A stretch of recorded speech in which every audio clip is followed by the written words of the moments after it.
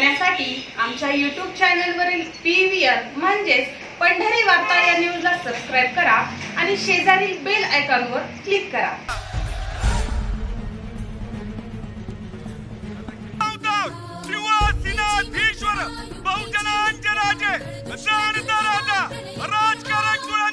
छत्रपती शिवाजी महाराज की जय भवानी, जय शिवाजी। महाराष्ट्र नवनिर्माण सेनेचा लोकसभा निवडणुकाच्या पार्श्वभूमीवर मनसे प्रमुख राज ठाकरे यांनी गुढीपाडवा मेळाव्यात आपली भूमिका स्पष्ट केली आहे। पंतप्रधान नरेंद्र मोदी यांच्याकडून अपेक्षा आहे भारतातील तरुणांकडे लक्ष द्या, हे देशाचं भविष्य आहे। आता फक्त 10 वर्ष आहेत, नंतर देश वयस्करांचा होईल, असं राज ठाकरे म्हणाले। यावेळी त्यांनी मनसेची लोकसभा निवडणुकीबाबत भूमिका देखील स्पष्ट केली आहे। मला 2014च्या आधी नरेंद्र मोदींची भूमिका पटत होती, त्यावेळी त्यांना समर्थन देखील केलं, पण नंतर त्यांच्याबद्दल असलेल्या अपेक्षा पूर्ण झाल्या नाहीत, त्यामुळे त्यांना टोकाचा विरोध केला। पण माझा विरोध हा मला मुख्यमंत्री पद मिळालं नाही म्हणून नव्हता, भूमिका पटली नव्हती म्हणून होता।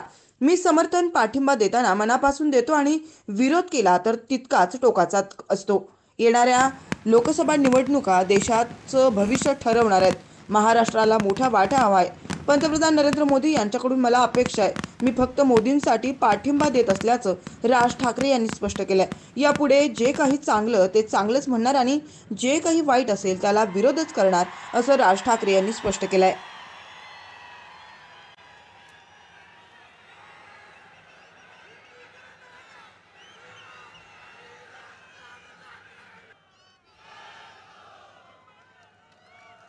काय बोलणार?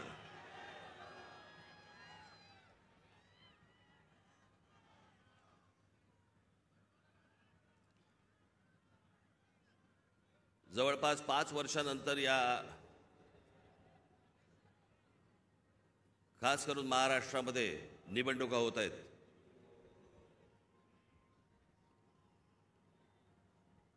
महानगरपालिकेच्या निवडणुका आत्ता होतील असं म्हणता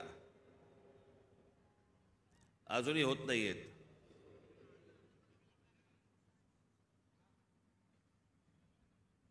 त्याच्यामुळे 2019ला ज्या निवडणुका झाल्या त्याच्यानंतर आज 2024ला निवडणुका होत आहेत आणि सगळे आचारसंहितावाले सगळे जागे झालेत। काल मी एक बातमी वाचली की आचारसंहितेसाठी म्हणून, निवडणुकीसाठी म्हणून महानगरपालिकेची जेवढी हॉस्पिटल्स आहेत तिकडचे डॉक्टर्स आणि नर्सेस यांना निवडणुकीच्या कामावरती जुंपवलंय।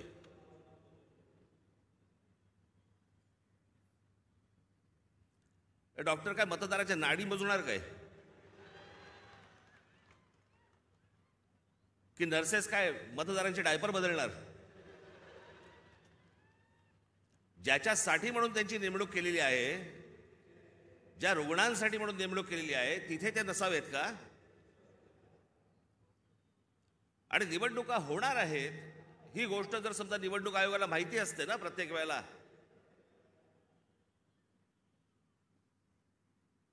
एक पॅरलल फळी का नाही उभी करत तुम्ही? दरवेळेला आपल्या काहीतरी शालेय शिक्षक घ्यायचे, नर्सेस घ्यायच्या, डॉक्टर्स घ्यायचे, हे कुठचे उपद्व्याप?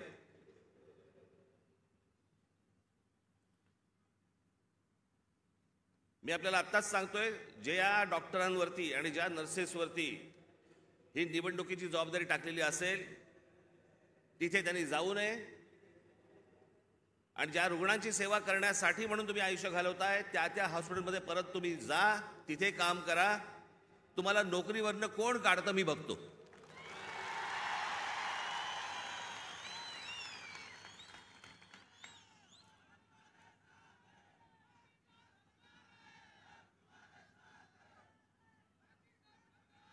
आज सगळेजण तुम्ही महाराष्ट्राच्या कानाकोपऱ्यातून सर्वजण आलात। सर्वप्रथम मी आपल्या सर्वांना गुढीपाडव्याच्या मनपूर्वक शुभेच्छा देतो। आज सणासुदीचा दिवस असून देखील या अशा प्रकारच्या सभा नुसत्याच होत नसतात, त्याला एक पोलीस यंत्रणेवरती देखील एक ताण असतो. पण आपल्या सणासुदीलाच्या दिवशी सगळ्या गोष्टी बाजूला सारून अशा कामांना ज्यावेळेला हे पोलीस माझे सहकारी ज्यावेळेला जुंपलेले असतात, त्या सर्व पोलीस अधिकाऱ्यांचे, माझे कॉन्स्टेबल माता भगिनी यांचे मी दिलगिरी व्यक्त करतो की त्यांना या सगळ्या याच्यामध्ये काम करावं लागतंय. पण तुम्हालाही मनपूर्वक गुढीपाडव्याच्या मनपूर्वक शुभेच्छा.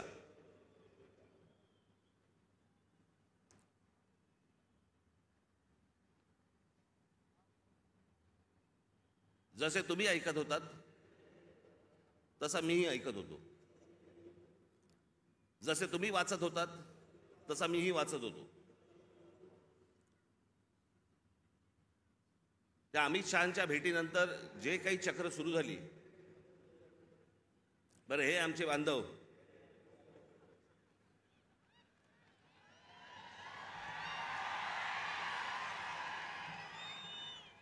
त्यांचा काही दोष नाही, चॅनल बोलले म्हणजे रोजची चॅनल्स, त्याला मी एक नाव ठेवलंय, आज मला असे वाटते.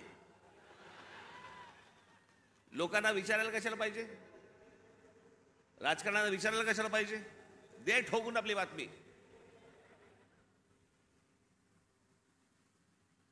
वाटेल त्या बातम्या चालू होत्या, वाटेल त्या बातम्या. मी आपला एन्जॉय करत होतो. तुम्हाला काय बोलायचं ते बोला, मला जेव्हा बोलायचं तेव्हा मी बोलीन. त्या अमित शहांना भेटायला गेलो दिल्लीला.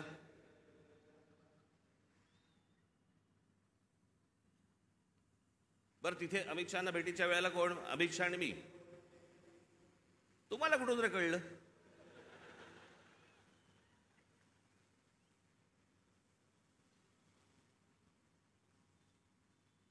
मी तिकडे दिल्लीला पोहोचलो काय, राज ठाकरेंना 12 तास थांबायची वेळ आली.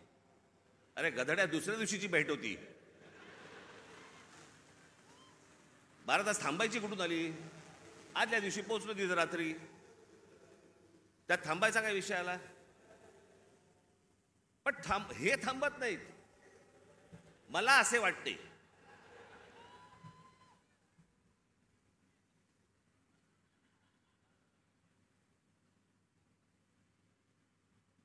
तिकडे काही पत्रकार मला भेटले. मला बोलले साहेब कधी भेटायचं? म्हटलं मला नाही भेटायचं.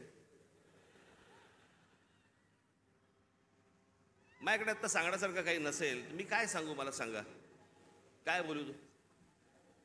म्हणून मी नाही म्हटलं. मी भेट झाली, तिकडनं विमानतळावरती आलो. इथून जाताना पण वो देखो जा रहे हैं.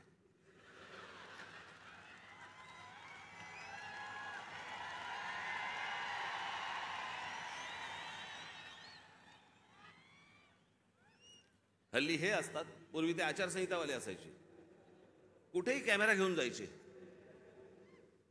अहो एके दिवशी मी बाथरूमला चाललो होतो. मी विनोदाने सांगत नाहीये, मी खरंच तो माझ्या मागे आला.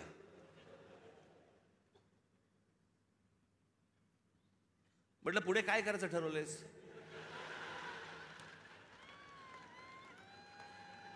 मी म्हटलं आपलं आपणच करायचंय का आपण काही सहकार्य करणार आहात?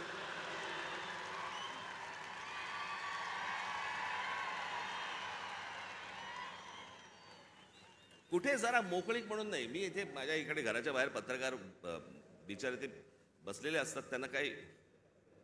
मी म्हटलं अरे एखादी गोष्ट ठरली, समजा निवडणुकीच्या संदर्भात ठरली, तर मी येऊन सांगीन ना की लपून लपून निवडणुका लढीन. कोणाला सांगू नको, मतदारांना कळवू नको मी निवडणूक लढवतोय. म्हटलं अरे जर समजा काही ठरलं तर पत्रकार परिषद घेईन, भाषण करीन, येऊन सांगीन की बाबा असं असं अशाच्या गोष्टी ठरल्या आहेत. मग त्यांच्या लक्षात आलं की आता अमित शहाच्या भेटीनंतर काय होत नाहीये, पुढे काय मिळत नाही आपल्याला. मग आपण तो एपिसोड कसा पुढे न्यायचा, मला असे वाटतेचा. मग राज ठाकरे शिंदेच्या शिवसेनेचे प्रमुख होणार. अरे मूर्खांनो, मला जर व्हायचं असतं तेव्हाच नसतो झालो.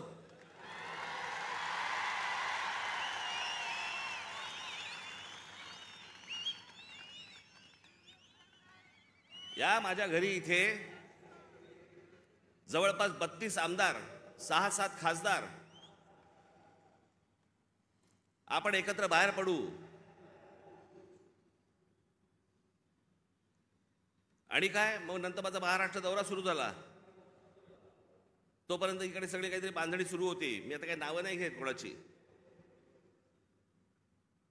आणि ह्यांना वाटलं मी काँग्रेसमध्ये ज्याला सत्ता होती त्यांची जॉईन होणार बाकीच्यांसारखा.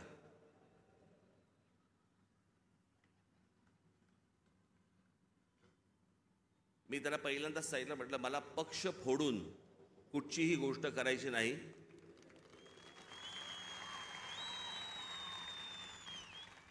आत्ता म्हटलं माझ्या मनात विचार नाहीये, पण जर उद्या समजा मी काही केलं, पाऊल उचललं, तर स्वतःचा राजकीय पक्ष काढीन, पण कोणाच्या हाताखाली काम करणार नाही. ही गोष्ट मी माझ्या मनाशी मी खुणगाटच बांधलेली होती. सन्माननीय माननीय बाळासाहेब ठाकरे यांच्याशिवाय मी कोणाच्याही हाताखाली काम करणार नाही. तरी त्यातल्या त्या एकाला संधी दिली होती, समजलंच नाही.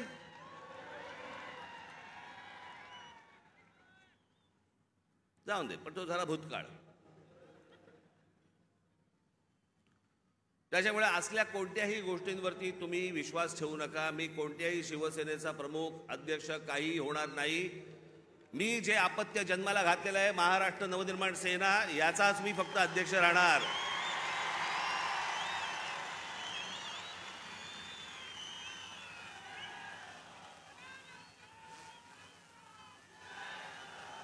तुमच्या सगळ्यांच्या विश्वासावरती हा जो पक्ष आजपर्यंत उभा केलेला आहे, त्याला 18 वर्ष झाली आहेत.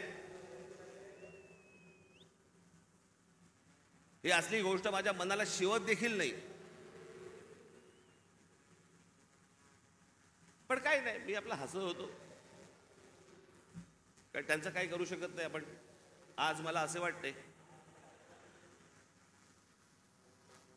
वेगवेगळ्या बातम्या, वेगवेगळ्या गोष्टी येत होत्या.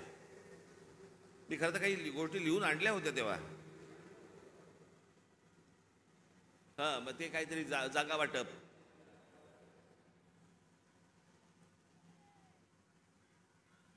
जागा वाटपाबद्दल चर्चा झाली. पण मी तुम्हाला खरं सांगू ना, मी शेवटचा जागा वाटपाच्या चर्चेला जो बसलो होतो 1995 साली, त्याच्यानंतर मी आजपर्यंत जागा वाटपाच्या चर्चेला मी कधी बसलो नाही. त्याच्यामुळे माझं टेम्परामेंटच नाही. 2 तू घे, 4 मला दे, मग ही नको, ती तू घे, तू ही घे, मग मला इथे सरकव, मग ह्याला इथे. मला ते जमत नाही, माझ्याकडनं होणार नाही, माझ्याकडनं जमणार नाही.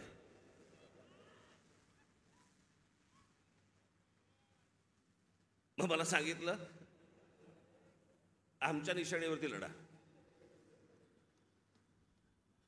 हे रेल्वे इंजिन आहे ना, हे तुमच्या कष्टाने कमवलेलं चिन्ह आहे.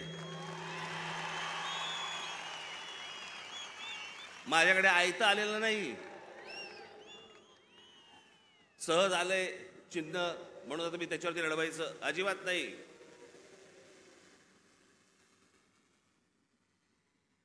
चिन्हावरती कॉम्प्रोमाइज होणार नाही.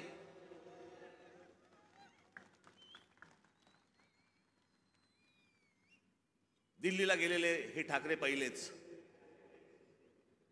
पत्रकारांना माहीत नसतं, काही माहिती नसतात, जुन्या गोष्टी काही कल्पना नसते.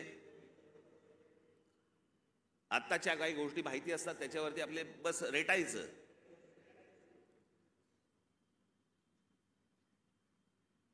...1980 साली, मी तुम्हाला मुद्दामून सांगतो, 1980 साली माननीय बाळासाहेब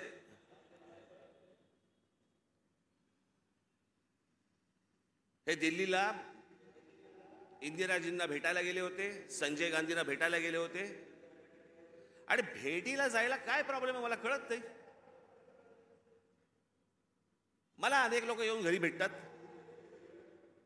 म्हणून मी काय समजायचं, वार हे आता माझ्या घरी भेटायला आलेत मला, आता असं नाही समजत. कोणी कोणाकडे भेटायला जात असतात, गोष्टी लोक जात असतात. त्यात मोठेपणा आणि कमीपणा कसला आला. अहो वर्ष 1.5 वर्ष झाले आपले महाराष्ट्राचे मुख्यमंत्री माझ्याशी बोलतायत, आपण एकत्र आलं पाहिजे, आपण एकत्र काहीतरी केलं पाहिजे. म्हटलं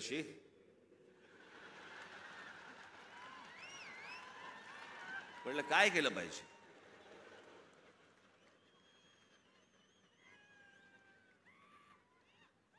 असं वर्ष दीड वर्ष ऐकतोय. मग मी शेवटी एक काम केलं. मी म्हटलं बाबा मला समजेना, मला देवेंद्रजी पण सांगत होते, फडणवीस एकनाथजी पण सांगत होते आपण एकत्र आलं पाहिजे, एकत्र आलं पाहिजे. म्हटलं एकत्र आलं पाहिजे म्हणजे काय?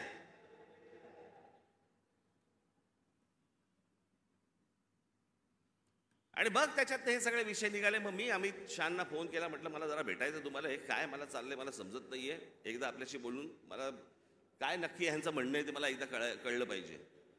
मग आमचं बोलणं झालं तिकडे. मग इथे आल्यावरती आमच्या तिघांचं बोलणं झालं. मग ते सगळं निशाणीवरती प्रकरण आलं.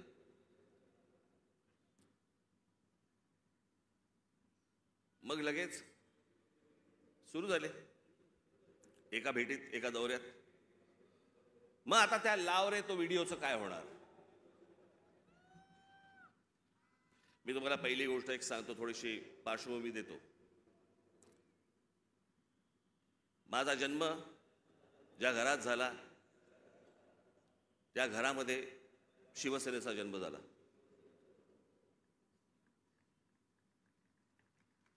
मी पहिल्यापासून जे पाहत आलो ती माननीय बाळासाहेबांची शिवसेना पाहत आलो. लहान असल्यापासून त्यांच्याबरोबर हिंडलो, फिरलो, अनेक ठिकाणी गेलो, अनेक सभांना गेलो, चॅलेंज सभांना गेलो. त्याच्यामुळे माझ्या आयुष्यातला एकमेव तेव्हाचा पक्ष होता तो म्हणजे शिवसेना. 1984 साली थोडा काही काळासाठी असेल, पण 1988, 89च्या आसपास प्रामुख्याने भारतीय जनता पक्ष आणि शिवसेनेची युती झाली. आणि ती युती झाल्यानंतर शिवसेनेबरोबर जर सर्वाधिक माझे संबंध कोणाबरोबर आले असतील तर ते भारतीय जनता पक्षाबरोबर आले. आमच्या गोपीनाथराव मुंडेंबरोबर आले, प्रमोद महाजनांबरोबर आले, आमच्या नितीन गडकरीजींबरोबर आले.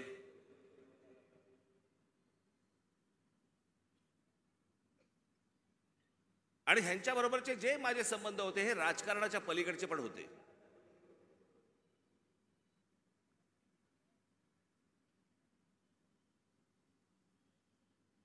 माझा संबंध कधी काँग्रेस, राष्ट्रवादीत खूप नंतर, पण काँग्रेसवाल्यांशी माझा तसा संबंध कधी आला नाही. भेटी होत्या, म्हणजे पु ल देशपांडेंच्या भाषेत सांगायचं तर काँग्रेसवाल्यांबरोबर भेटी होत्या, पण गाठी पडल्या त्या भाजपवाल्यांबरोबर.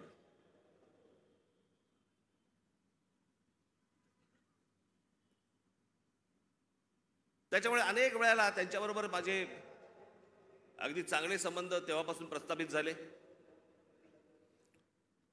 मग आमचे प्रमोदजी गेले. मग त्या दरम्यान मी गुजरात दौऱ्यावरती गेलो. नरेंद्र मोदी यांच्याबरोबर माझे संबंध प्रस्थापित झाले. मी गुजरात पाहिला. त्यावेळेला खूप चालू होतं की गुजरातमध्ये कशा प्रकारची प्रगती होते, कशा प्रकारची डेव्हलपमेंट होते.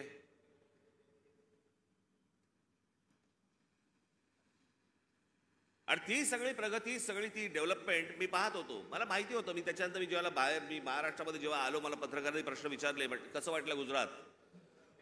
म्हटलं गुजरात डेव्हलप होतंय, पण महाराष्ट्र खूप पुढे आहे.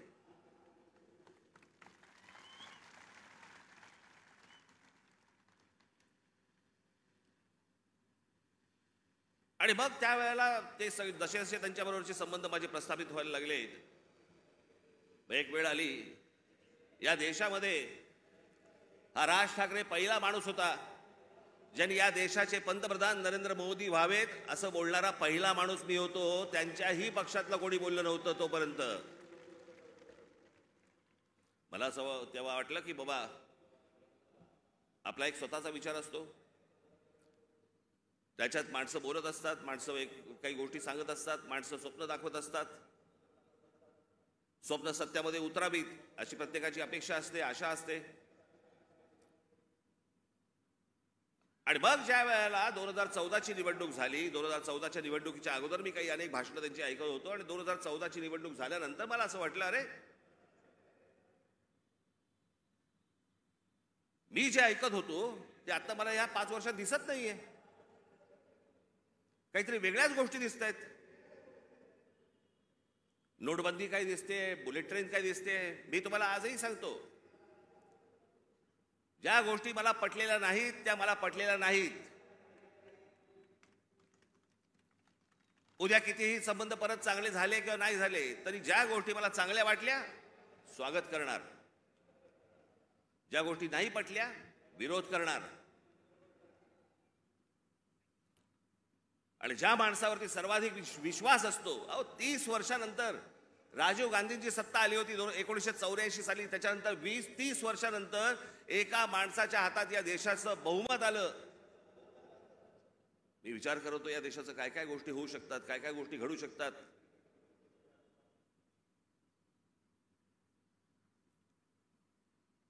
ज्यांचा संबंध नसतो ना तुमचा, त्यांच्याकडे तुम्ही दुर्लक्ष करता, 2 शिव्या आसळताना दुर्लक्ष करता. पण ज्यांच्यावरती प्रेम असतं, ज्यांच्यावरती विश्वास असतो, त्याला ज्या वेळेला कुठेतरी तडा जातोय असं दिसायला लागलं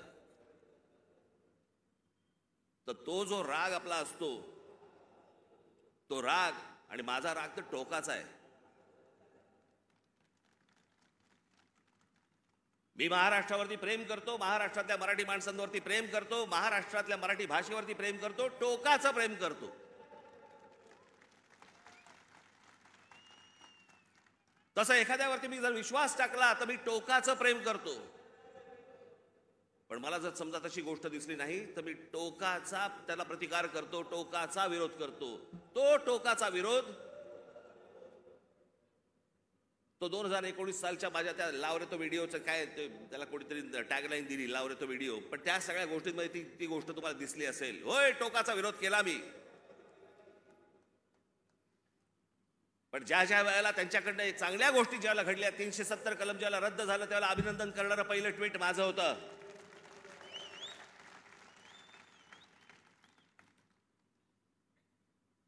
गेल्या 5 वर्षामध्ये ज्या गोष्टी चांगल्या गोष्टी घडलेल्या आहेत त्याचं अभिनंदन केलंय, स्वागत केलेलं आहे. एनआरसीच्या बाजूने मोर्चा काढलेला आहे. जी गोष्ट योग्य ती योग्य, जी गोष्ट अयोग्य अयोग्य. या देशाने अमिताभ बच्चन यांच्यावरती प्रेम केलं, मीही प्रेम केलं. पण ज्या वेळेला एक माणूस, ज्या वेळेला मला असं वाटायला लागलं की अरे एका प्रांताचा विचार करतोय, मला नाही पटलं. पण त्या सगळ्या गोष्टींमध्ये जर समजा तुम्ही बघितलं तर त्याच्यामध्ये व्यक्तिगत टीका कुठेही नव्हती.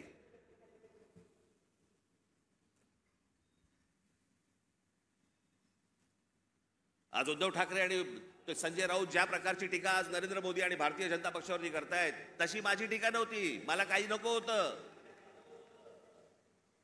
मला मुख्यमंत्री पद मिळालं नाही म्हणून मी विरोध नाही केला. मला भूमिका पटली नाही म्हणून मी विरोध केला.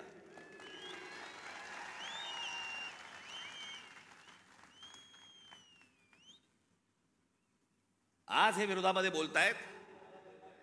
मग ज्या वेळेला मी बोलत होतो त्यावेळेला खिशातले राजीनामे बाहेर काढून माझ्याबरोबर का नाही आलात? त्यावेळेला सत्तेत मिळणारा मलिदा चाटत बसले होते ना.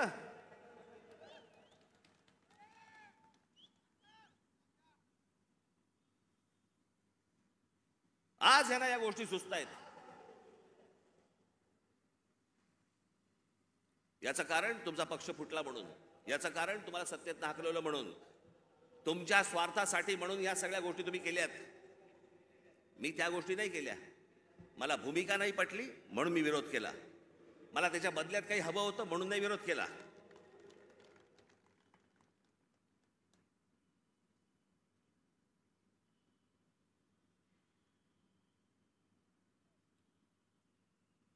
मी आज काही तुमच्यासमोर फार लंब चौडं काहीतरी बोलायला आलो नाहीये. तुमच्या ज्या काय अपेक्षा आहेत, तुम्हाला काय हवंय ते सांगण्यासाठी आणि मांडण्यासाठी म्हणून मी तुमच्या समोर आलोय आज.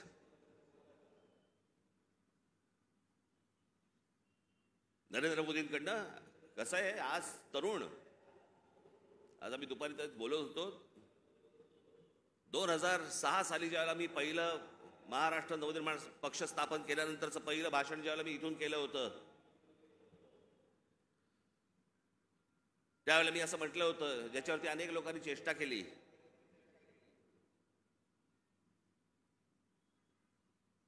मी म्हटलं होतं की माझ्या महाराष्ट्रामधला शेतकरी हा जीन्स घालून ट्रॅक्टरवरती बसलेला मला शेतकरी मला अपेक्षित आहे, हवा आहे भविष्यात.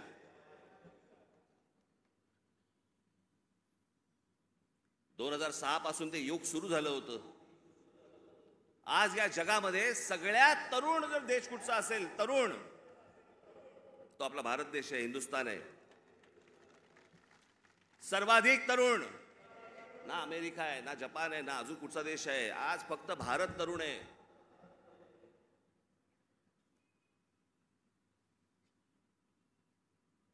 या तरुणांना, या तरुणींना शिक्षणाची गरज आहे, चांगल्या शिक्षणाची गरज आहे, तंत्रज्ञानाची गरज आहे, उत्तम नोकऱ्यांची गरज आहे, उत्तम व्यवसायाची गरज आहे, त्याच्यासाठीच्या मार्गदर्शनाची गरज आहे. त्याच्यासाठी म्हणून राज्य सरकार आणि केंद्र सरकारने आता काम केलं पाहिजे. आम्ही तेच बोलतो. आता जवळपास 18 वर्षातली निघून गेली, उरले फक्त 10 वर्ष. 10 वर्षानंतर हा देश पुन्हा वयस्कर व्हायला लागणार. तरुणांची संख्या कमी होणं, माझी नरेंद्र मोदी यांच्याकडनं आज अपेक्षा आहे की बाकी सगळं सोडा, या तरुणांकडे, या भारतातल्या तरुणांकडे पहिल्यांदा लक्ष द्या.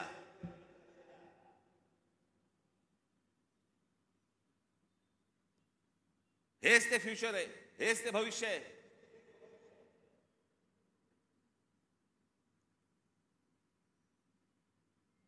दुपारी बोलताना आमचा तोच विषय तोच होता की बाबा हे बघ, हा काळ कधी होता. प्रत्येक देशाचा एक काळ येतो.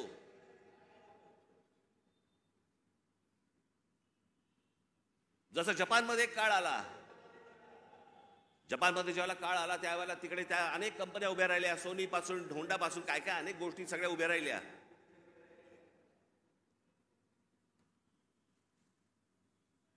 अनेक व्यवसाय उभे राहिले, अनेक व्यावसायिक उभे राहिले.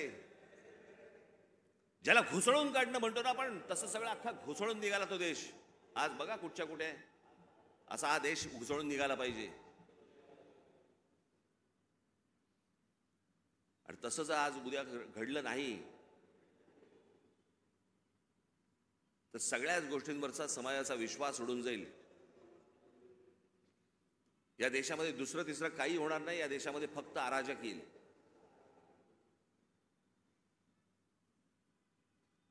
जर नोकऱ्या उपलब्ध झाल्या नाहीत, जर व्यवसाय उपलब्ध झाले नाहीत,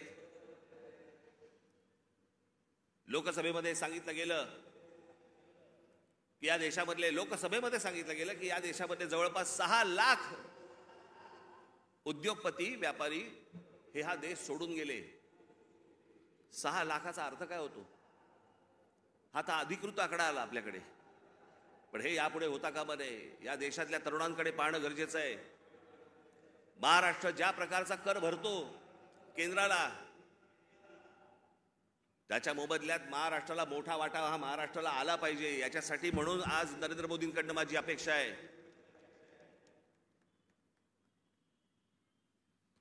अनेक गोष्टींची अपेक्षा आहे. पुढचं काय 5 वर्षात काय घडतंय, ही निवडणूक, येणारी लोकसभेची निवडणूक या देशाचं भविष्य ठरवणार आहे.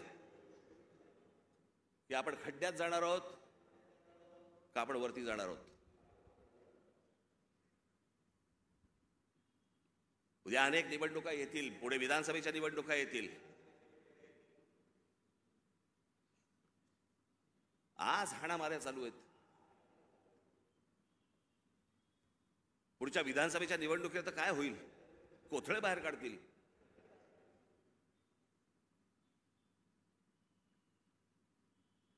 याचं कारण मी मागच्या वेळेला तुम्हाला आठवतं, मी बोललो होतो तुम्हाला इथेच गेल्या वर्षीच्या सभेमध्ये, का त्याच्या गेल्या वर्षी सभेमध्ये तर आठवत नाही, महाराष्ट्रात कॅरम चुकीचा फुटला गेलाय. कोणाच्या सोंगट्या कोणाच्या भोकात आहेत तेच कळत नाही.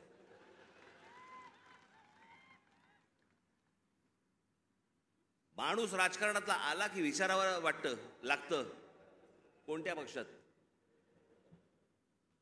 मध्यंतरी मी आपल्या पुण्याला गेलो होतो नाट्य संमेलनाला. तिकडे 5 जण मला भेटायला आले, नगरसेवक होते राष्ट्रवादीचे. मला बोलले नमस्कार साहेब. म्हटलं नमस्कार. आम्ही राष्ट्रवादीचे नगरसेवक. म्हटलं कोणाचे? त्यातले 3 बोलले आम्ही दादाचे, 2 बोलले आम्ही शरद पवारांचे. अशी सगळी परिस्थिती या महाराष्ट्राची झालेली आहे. या महाराष्ट्रातनं पुढे जाताना आपल्याला मार्ग शोधायचा आहे, आपल्याला मार्ग काढायचा आहे. माझ्या महाराष्ट्र सैनिकांवरती विश्वास आहे. आपण योग्य मार्ग आपण या महाराष्ट्राला दाखवू, निश्चित दाखवू. पण माझी महाराष्ट्राकडनं देखील अपेक्षा आहे, माझी महाराष्ट्राला देखील अपेक्षा आहे, माझ्या महाराष्ट्रातल्या मतदारांना देखील अपेक्षा आहे, माझी अपेक्षा आहे त्यांच्याकडनं. कृपा करून व्यभिचाराला राजमान्यता देऊ नका.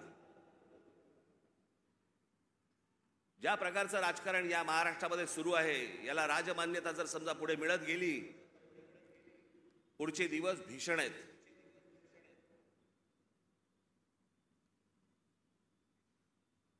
पण या आजच्या सगळ्या परिस्थितीमध्ये जेव्हा सगळ्या बाजूने मी जेव्हा पाहतो, त्यावेळेला मला असं वाटतं की आज किमान पुढच्या 5 वर्षांसाठी देखील विषय आपल्याला पुढच्या 50-100 वर्षांचा करायचा असतो.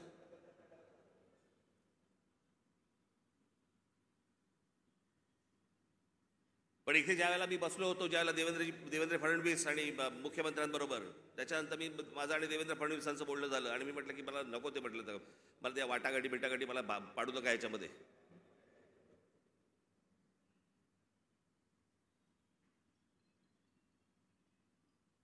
मी म्हटलं तुम्हाला मी आज सांगतो, म्हटलं त्या राज्यसभाही नको आणि ती विधान परिषदही नको.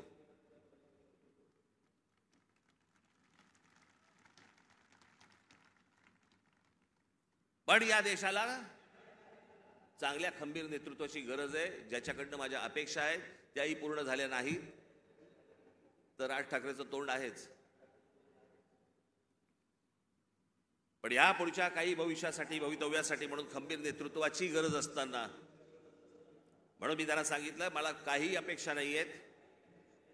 महाराष्ट्र नवनिर्माण सेना, भारतीय जनता पक्ष, शिवसेना आणि एनसीपी, परंतु फक्त नरेंद्र मोदींसाठी बिनशर्त पाठिंबा देत आहे, हे मी आज आपल्या समोर सगळ्यांसमोर जाहीर करतो.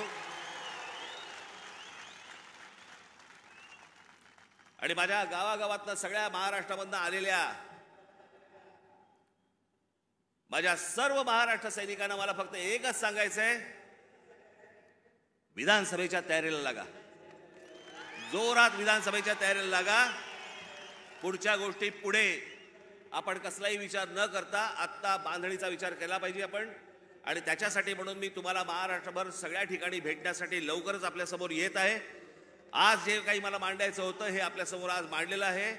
उद्या अजून जर समजा समोरच्यांची पकपक झाली तर अजून माझी दारं खिडक्या उघड्या करायला तोंडाच्या मी मोकळा आहे. आपण निश्चिंत राहा.